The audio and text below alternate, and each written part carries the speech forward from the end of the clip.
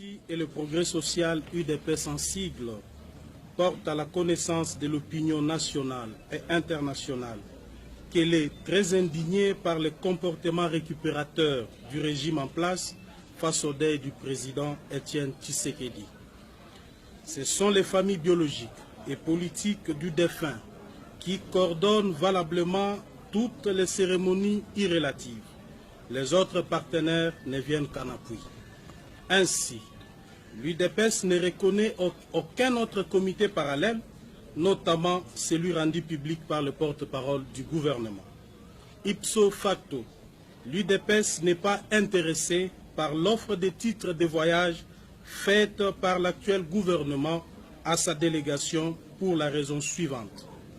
Le caractère malveillant et ostentatoire de cette offre nous pousse à croire que nous sommes face à des calculs politiques de mauvais goût dont l'objectif est de faire du tapage et marchandage inutile. Ici pour nous, l'occasion de rappeler que le seul cadre politico-juridique qui devra régir l'espace politique congolais est l'accord de la Saint-Sylvestre.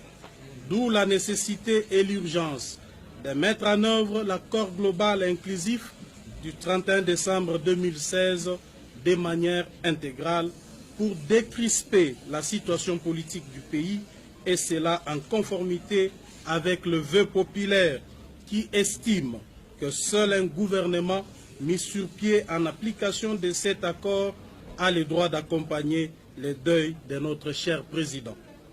L'UDPS précise que les dates du rapatriement et de l'enterrement de notre héros ne seront connues que si et seulement si deux préalables ci-dessous rencontrent des solutions. Il s'agit de 1. La fixation du lieu et de la forme de l'enterrement. L'érection d'un mausolée au centre-ville de Kinshasa où sera gardé pour l'éternité le corps du père de la démocratie. 2. La prise en charge de tous les frais liés aux obsèques par l'État congolais à travers le gouvernement de large union nationale en vue.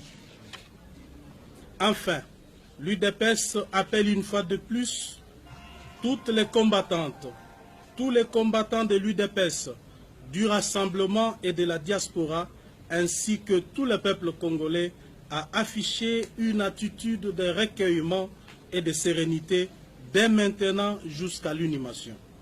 Quant aux éléments de force de l'ordre et de sécurité, c'est-à-dire la police nationale congolaise, les forces armées de la RDC, nous les invitons à plus de responsabilité et de professionnalisme en laissant le peuple s'exprimer librement conformément à la Constitution et aux lois en vigueur. Merci.